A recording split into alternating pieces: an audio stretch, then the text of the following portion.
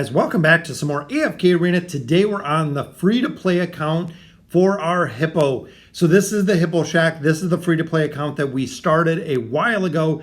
We are on server number 759 is where we're at. If you guys want to join us, hit us up on there. Join up on the Hippo Shack. We're on 22-57, and we're looking at when AFK Arena begins, which in my opinion, AFK Arena begins when you tap on the Resonating Crystal.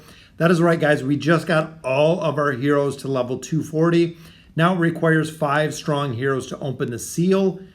Boom, there is the magic happening. So you unlock the Resonating Crystal. We put the heroes in there.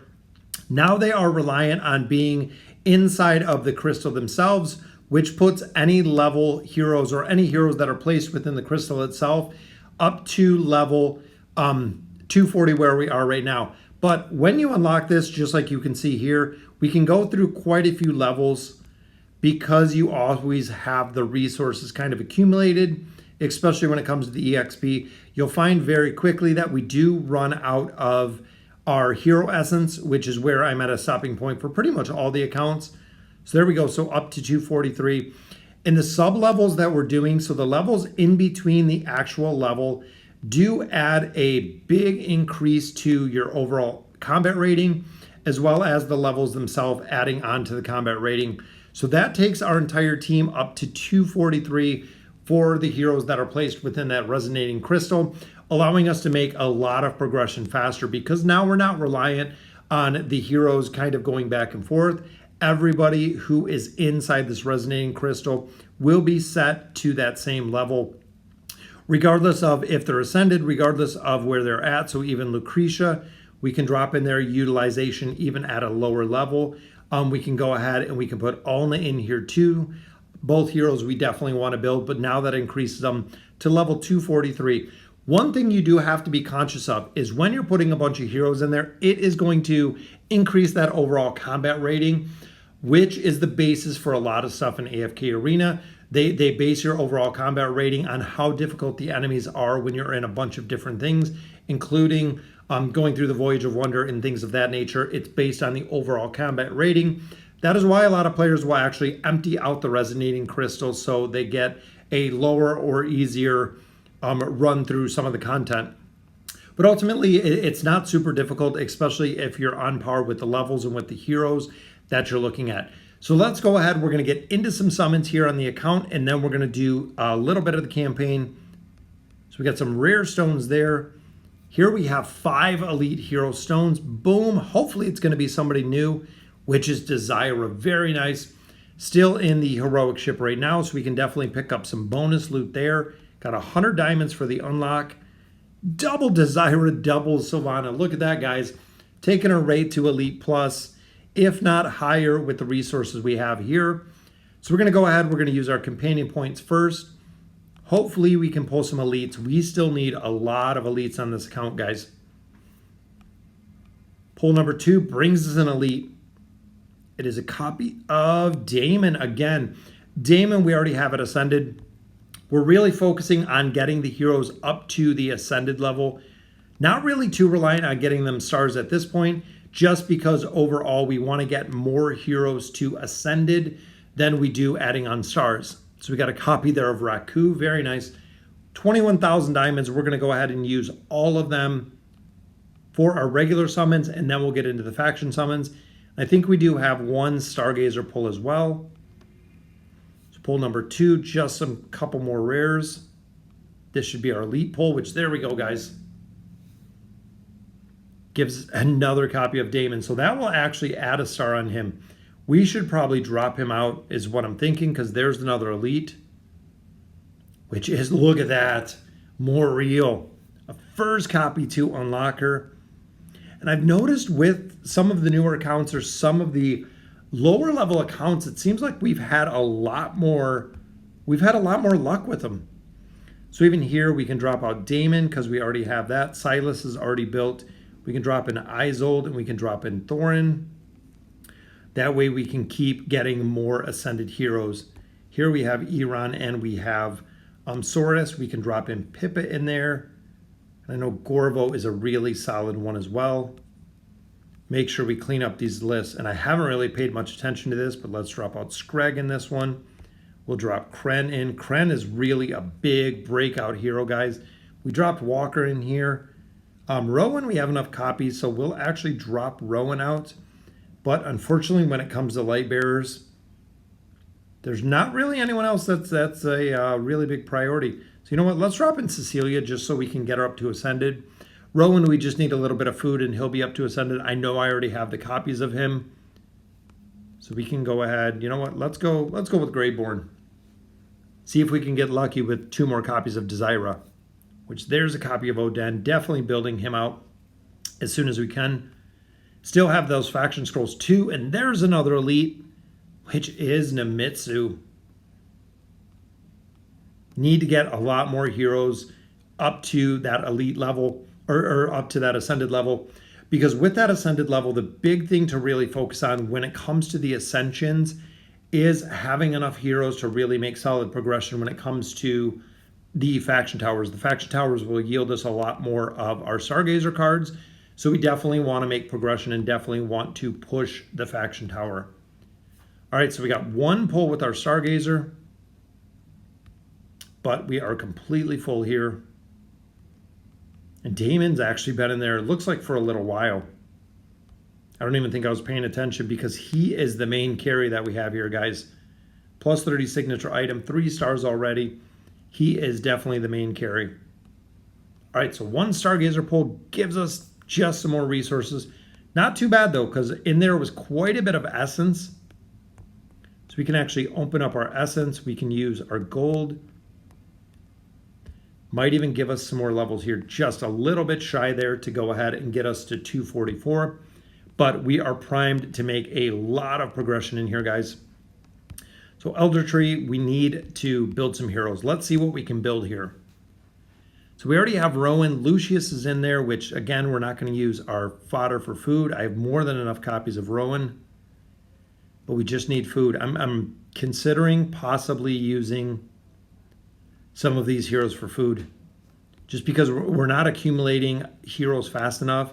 Even looking at this, guys, we have Tassie, we have Raku, we have some copies of Pippa, we have a lot of copies of Leica. We don't have enough food to do anything with, which is really, I feel like, holding back our progression on here. Got some copies of Desira, got a lot of copies of Pharrell, got two heroes essentially there for food, but not enough to do anything with. So we are still just kind of locked, again, needing a lot more food. Let's hit up the Oak Inn. We have a couple copies here with our Poke Coins, or a couple summons. With our Poke Coins, we'll keep the wish list the same. And I don't want to use that many cards. I want to get to 6 of 9 or 7 of 9 with some of these heroes before we start using the mythic cards that are on the table. There's a copy for Tassie. Still need to build her up a little bit. We got 5 cards here already, guys. Damon's got 2 pieces, nothing there for pretty much most of the heroes. I know we haven't done that many summons, but definitely need to build out some of these heroes to start throwing furniture on there and adding furniture copies on there. Furniture itself, we have a couple pieces for a lot of random heroes, guys. We just have to get these heroes built. I'm going to have to go through and really see who we're going to utilize, making sure we're not getting doubles and triples, things of that nature, because we've been having the same wish list for a while. All right, so let's go ahead. We'll get into the campaign, hopefully hitting 240. We could probably be a lot further in the campaign than we are now.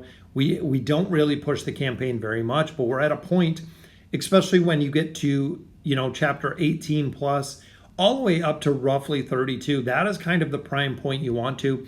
One of the big things with pushing the campaign is, of course, the Field of Stars, unlocking the rest of this.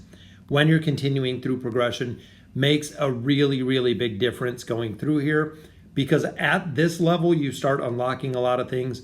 You still get a lot of tokens, you get a lot of heroes, you get a lot of scrolls, you get a lot of content right now until you start getting up to the chapter, 32, 33, 34, kind of in that realm where the breaking down and pushing through the campaign is a lot less prevalent. So let's go ahead and we'll get into the campaign. All right, guys, so here we are in chapter 24 already. I recorded from 22 to 24. It would not let me keep it. I think the video footage was too long. It started getting too much progression altogether. So it actually shut it down, said it couldn't save the video. But here we are, we're already in chapter 34, continuing to make progression through here. Just like the rest of the accounts, we go ahead and we speed up the progression so we can buzz through these stages. One thing to note is Ainz is just absolute domination of every single stage that we go through. Went all the way through the last two chapters. I know levels do have quite a bit to do with it, but most of the time when he ults, kills 2 or 3 of the heroes that we're seeing on the opponent side, and it just absolutely is crazy. We have been running Eironn in this formation for a little bit just to keep all the heroes together. This account did just pick up Arthur, so we do have Arthur as well, which once we start having issues with a little bit of the survivability when it comes to the campaign, we can pop him in here because he is just a massive, massive tank, guys. That's the big reason we say from the beginning, buy the Arthur shards. It is the priority out of the Labyrinth store, only shadowed by Wukong coming in second, and then, of course, the red chest. But make sure you're picking up Arthur as soon as you can, guys.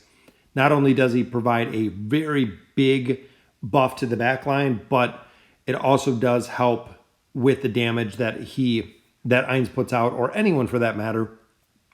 We see a lot of times in the backline running with Gwen and Arthur, or running with Arthur and Pharrell does really, really well. We have Arthur that runs with Raku. Again, another combination that is predominantly late endgame, but does work very well. All right, so cleaning up these stages, hoping we can get through this chapter, because we're in 24. We're just making the curve up here. 24, I think 24-25 is where we're at right now. Ainz gets all 5 kills with that ult.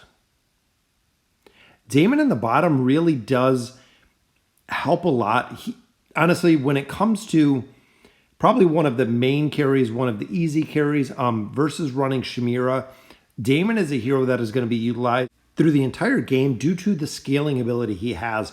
When he takes the attack rating and the defense from the enemy, the stronger the enemy, the more power he is going to actually take from them, making him, again, a hero that you can use through the entire game because of the scaling mechanic that he has in there.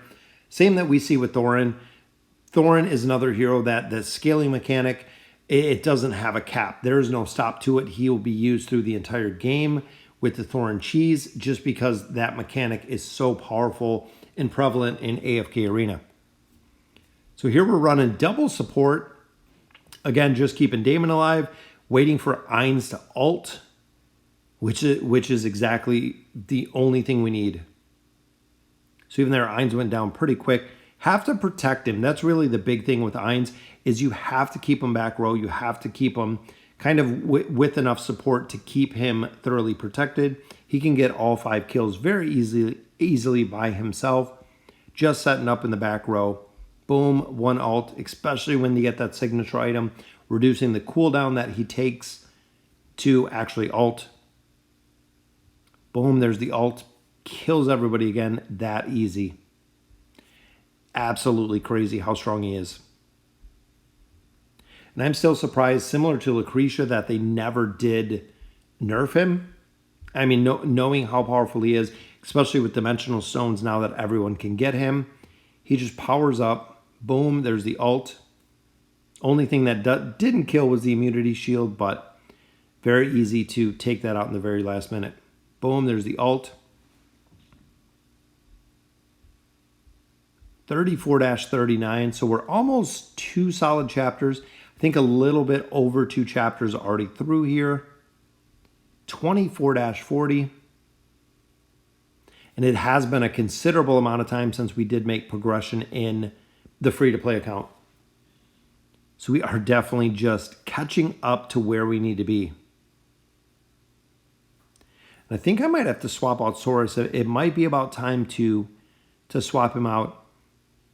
I used him just because of how fast he is. Just burning through enemies. He can absolutely destroy enemies very, very quick, especially with the heal ability that he brings. Kind of self-sufficient. especially running some support here. We're going to swap Arthur in here. There he is, guys. King Arthur is back. Still waiting to hear some verification on Merlin being a dimensional hero. We know the possibility is out there, but we just have to wait to see exactly what it brings. Now, Arthur is passing that very solid aura right onto Rowan and Ainz. Boom. Just like that. Still absolutely incredible with the amount of damage that Ainz puts out. One ult pretty much kills everybody. Definitely changed the AFK Arena battlefront. All right, so 24-29. Again, I believe we're a little over 2 chapters, maybe even 2.5 chapters through. Big thing with pushing chapters, guys. Like I said, when you start getting into chapter 32 plus, there's not a huge incentive to really push chapters that hard. Opening new content, always a definite plus, but the Field of Stars is really what we want to unlock from the continued progression in here. All right, so we got Thorin and Tassie. Really tough team combination because of Tassie. All right, guys, so that will do it for our progression. 24-52 is where we ended. Let's collect up this loot, guys. Look at the rain of diamonds we got going on. Finish out chapter 22, finish out chapter 23, almost got through chapter 24. And again, the diamonds are still coming. So we're into 24 now with our rewards. Wow, 24, 44, 48, chapter 22, chapter 23. Both of them completed under our belt. Let's go ahead and unlock some of the Field of Stars. This is what I was talking about a little bit ago, is making sure that you unlock all of these stars because they give you rewards for the rest of AFK Arena. Once you have the stars unlocked, it is really, really big bonus, especially there we get some Twisted Essence. We get the Twisted Essence every week. So every week going forward, we're going to pick up those Twisted Essence out of here because we unlock the star within the chalice, meaning that we're going to just accumulate over time. Same with that one, 500 Pokecoins a week, guys. That is right, a week. We are getting an extra 500, which again, over the next couple weeks or months will be a huge accumulation. So let me know in the comments what you guys think. We did a ton of progression this time, 24-52, and as always, thank you guys for watching.